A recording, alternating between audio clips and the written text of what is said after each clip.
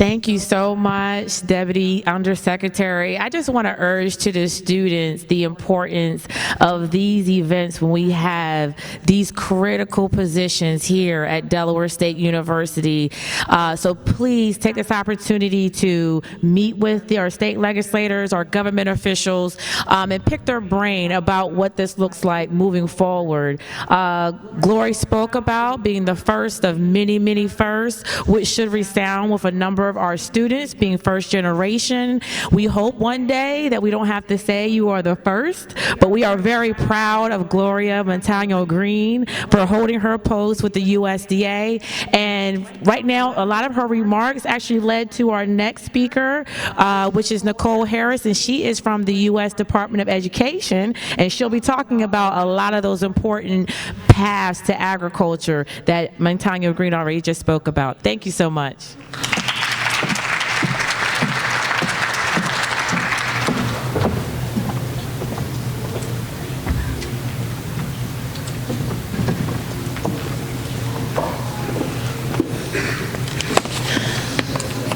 Good morning. Good morning. I'm sorry. Good morning. Okay, there we go. Okay, yes.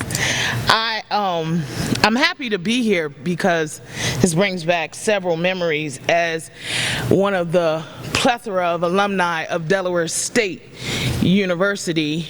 I am happy to be here to speak now on the purpose I was given to go forth and serve at my graduation from here with my degrees, and now I serve with the United States Department of Education.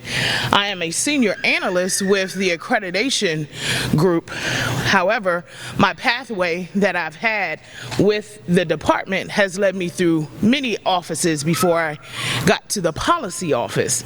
So I would like to discuss some of those different offices I've worked in and resources we have at the department and collaborations we have with the USDA as well as STEM programs, so that this group can walk away with some resources from another agency that is in support of what this conference entails for not just the black farmers, but for students in the United States.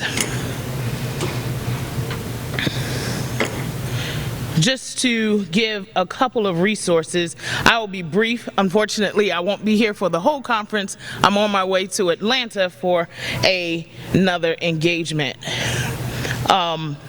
But just to give you a little background of resources that we have, and I would like to highlight, we have nutrition programs and a lot of things geared towards students at the department that helps them with resources as well as teachers and educators as a whole. For example, the department initiatives on child nutrition programs, including the special milk program and the child and adult care food program, and summer food service programs under the Nutrition Program Office for Non-Public Education. They provide a plethora of documentation. They provide resources. They also engage students in summer programs and schools with nutrition facts as well as the sources of where food comes from. That goes and speaks to the purpose of this group with the farmers. And I really appreciate the knowledge I'm receiving today because I was not aware in this area that this is what the black farmers percentile has gone to in the United States.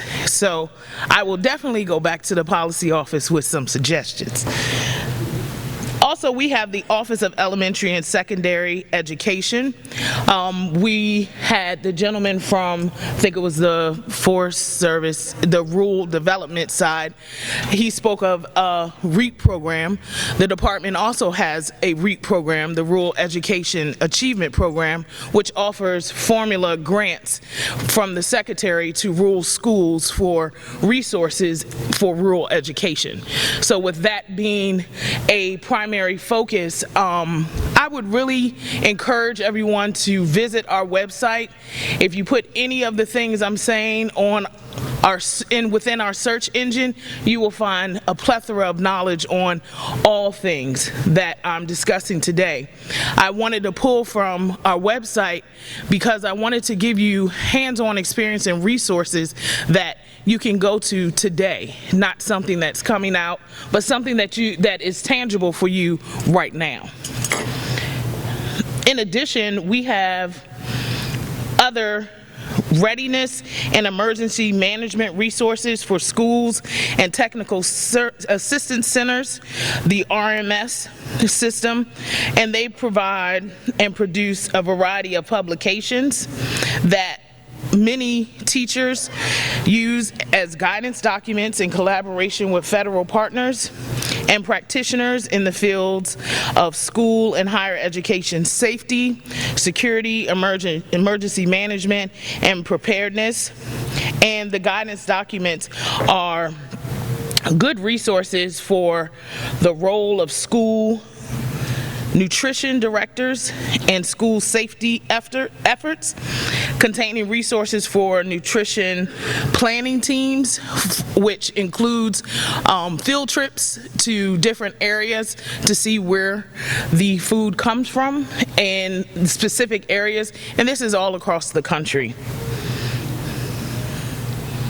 And the food safety and food defense, it's developing and contaminated food resources, which produces an overview of food safety and food defense, explores the assessment of food service and operational hazards, describes implementation measures to enhance food safety, and also reviews training and planning for bioterrorism, and discusses how food safety and food defense can be incorporated into school emergency operation plans for all students.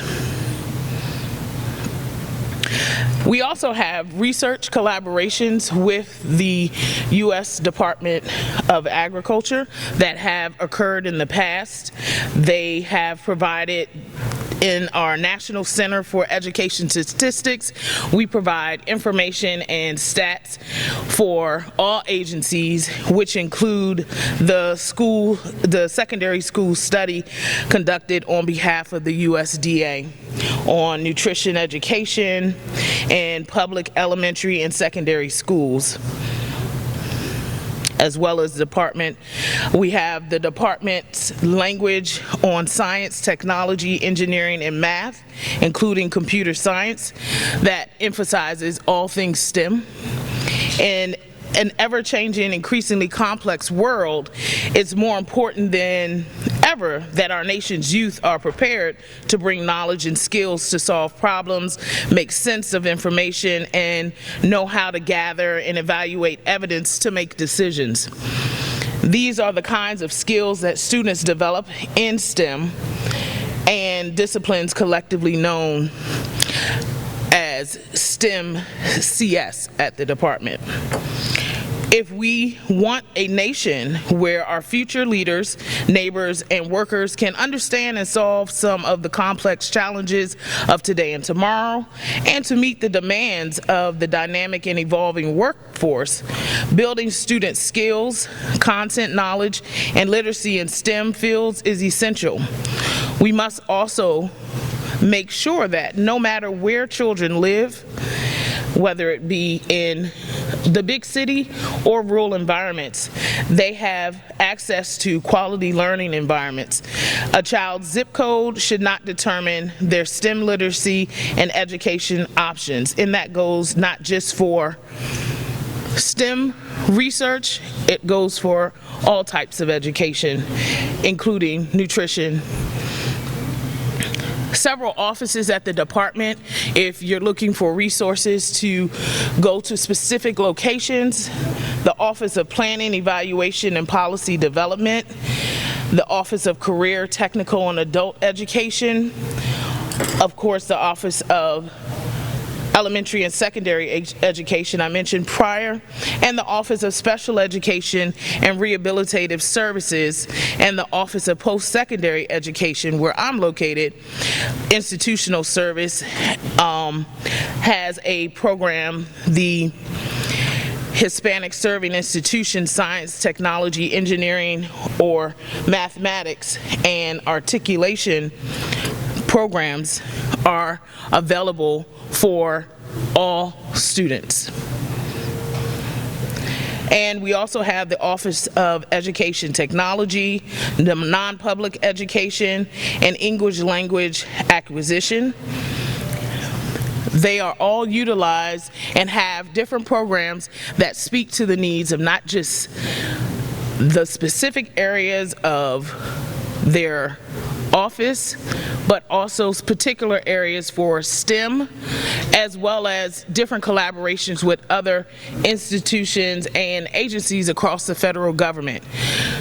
What I would suggest to you is to visit our website, put in some keywords, and see if any needs that you are looking to get addressed, especially in the education realm, pop up, and contact the office directly. All contact phone numbers and emails are listed on our websites. With that, I'm going to close and say thank you for letting me have an opportunity to join your event today.